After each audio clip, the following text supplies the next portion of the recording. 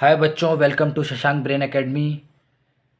Real number का important concept discuss करने के बाद अब हम बढ़ते हैं एक्सरसाइज 1.2 की तरफ, जो कि रियल नंबर चैप्टर की एक्सरसाइज है।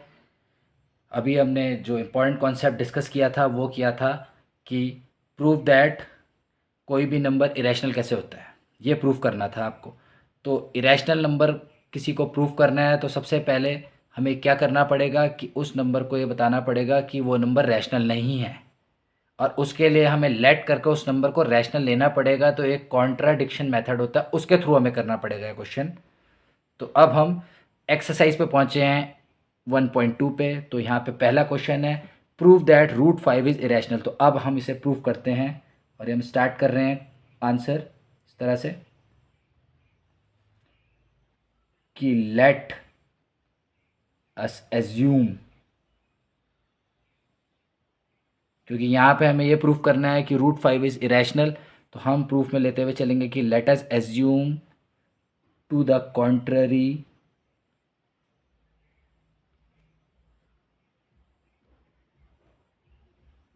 that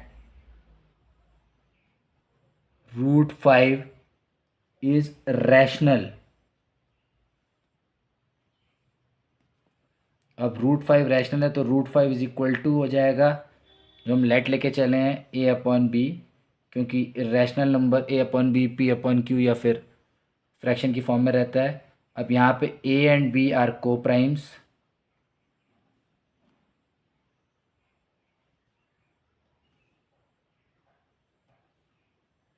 तो को प्राइम्स नंबर, जैसे कि हमने कॉन्सेप्ट में भी डिस्कस किया था कि को प्राइम नंबर्स क्या होते हैं। को प्राइम नंबर्स वो नंबर होते हैं जो जिनका कॉमन फैक्टर जो होता है वन के अलावा और कोई नहीं होता। They have no common factor other than one. और हम दूसरे तरीके से बोल सकते हैं कि जो को प्राइम नंबर है, जैसे ए और बी, यहाँ पे को प्राइम हमने लेट लिया है, तो वो को प्राइम नंबर जो हैं they will be divisible only by one, not by other numbers. ठीक है, तभी वो को प्राइम है।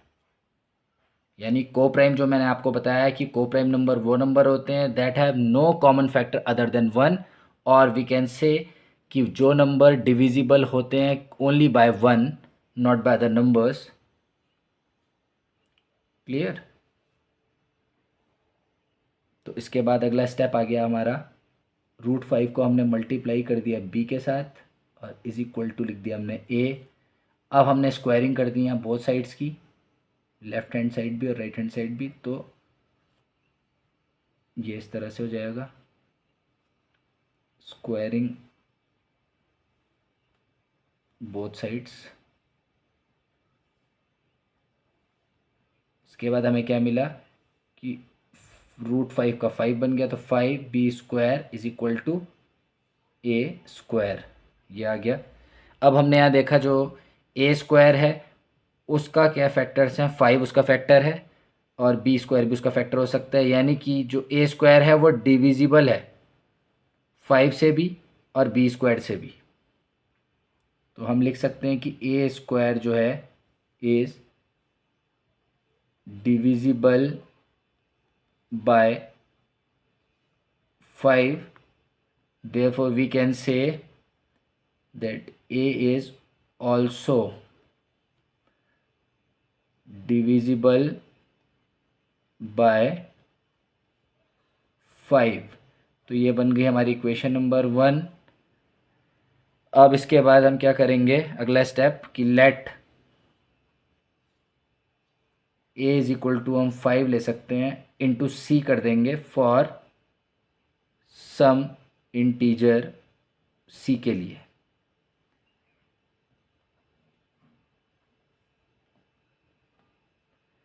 और फिर a is equal to five c जो वैल्यू है वो ए की जगह पुट कर देंगे इक्वेशन नंबर वन में। तो five b square is equal to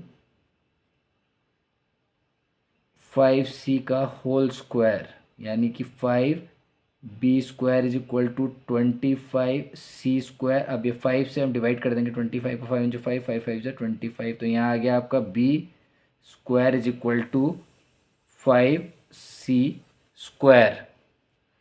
अब हम यहाँ पे देख सकते हैं कि क्वेश्चन नंबर जो टू बन रही है उसमें देखते हैं कि बी जो स्क्वायर है, बी स्क्वायर उसके फैक्टर से फाइव और सी स्क्वायर।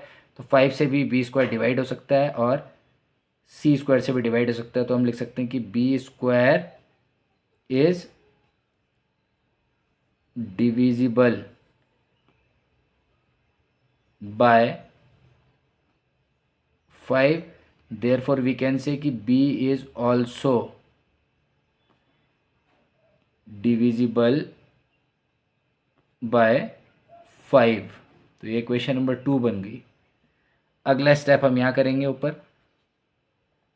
अब देयरफॉर हम लिख सकते हैं कि देखिए इक्वेशन नंबर 1 में ए स्क्वायर डिविजिबल है 5 से और ए भी डिविजिबल है 5 से, और सेकंड इक्वेशन में आपकी बी स्क्वायर जो है वो भी डिविजिबल है 5 से और बी भी डिविजिबल है 5 से।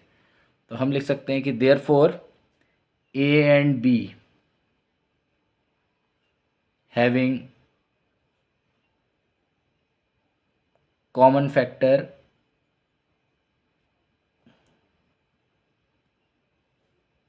5, बट क्या होगा, ये कॉन्ट्राडिक्ट करता है। दिस कॉन्ट्राडिक्ट्स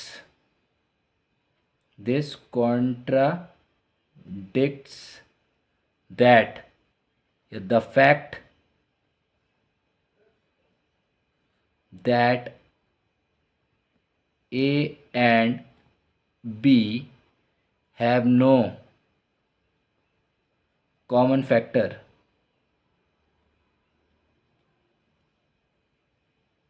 other than 1, इस फैक्ट को एक कॉन्ट्राडिक्ट करता है कि ए और बी पे कोई कॉमन फैक्टर नहीं है अदर देन 1, यानी 1 के अलावा इनका कोई और कॉमन फैक्टर नहीं है किसका, ए और बी का। ये साबित करता है कि ये को प्राइम्स नहीं है। फिर ये कॉन्ट्राडिक्ट करता है इस फैक्ट को कि ये को प्राइम है ए और बी। ठीक है, but this contradict the fact that a and b have no common factor other than 1। तो ये कॉन्ट्राडिक्शन हैज अराइजन, ये किस कारण से आया है, this contradiction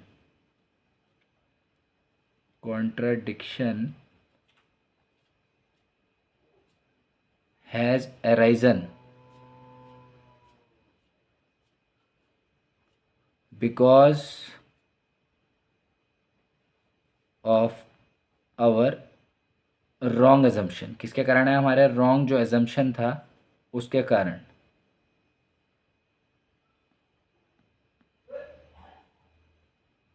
that √5 is rational. तो ये जो आपका कॉन्ट्रडिक्शन है ये अराइजन हुआ है because of a wrong assumption, हमारे रॉन्ग एजम्पशन के कारण, कि जो क्या है कि √5 इज रैशनल। तो देयरफॉर हम लिख सकते हैं कि √5 इज इरेशनल। तो ये प्रूफ हो जाएगा। इसका कारण ये है क्योंकि ए और बी जो दोनों को प्राइम हम लेट मान के चले थे, उनका कॉमन फैक्टर है 5 अदर देन 1। ठीक है, जो ये प्रूफ करने के लिए काफ़ी है कि जो हमारा एजम्पशन था कि √5 रैशनल है वो रॉन्ग है, और √5 क्या है, इरेशनल नंबर है। Thank you for watching my video. Please likes and subscribe my video.